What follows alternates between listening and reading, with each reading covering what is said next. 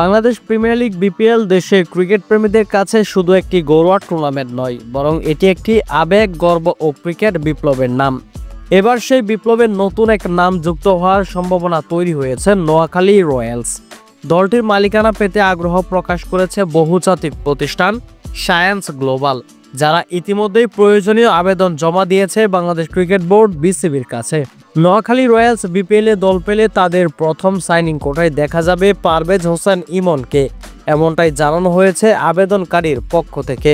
নোয়াখালী রয়্যালসের পেছনে রয়েছে একটি সুদূর প্রসারী লক্ষ্য, শুধু দল গঠনই নয়, বরং আঞ্চলিক ক্রিকেটে উন্নয়ন, তরুণ প্রতিভা অন্বেষণ এবং দেশের ক্রীড়াঙ্গনে পেশাদারিত্ব আনার উদ্দেশ্য নিয়ে এগোচ্ছে তারা।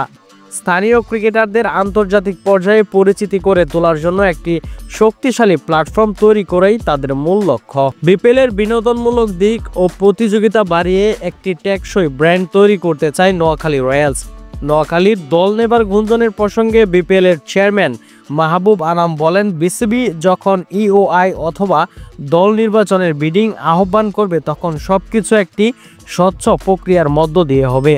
সায়েন্স গ্লোবালের মতে, তাদের অংশগ্রহণে বিপিএলের দর্শক সংখ্যা, আগ্রহ এবং ব্যবসায়িক সুযোগ উল্লেখযোগ্যভাবে বাড়বে।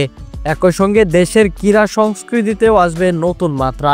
নোয়াখালী রয়্যালস ক্রিকেটের মাধ্যমে বদলে দিতে পারে নোয়াখালীর চেহারা এবং দেশে ক্রিকেটের ভবিষ্যৎ।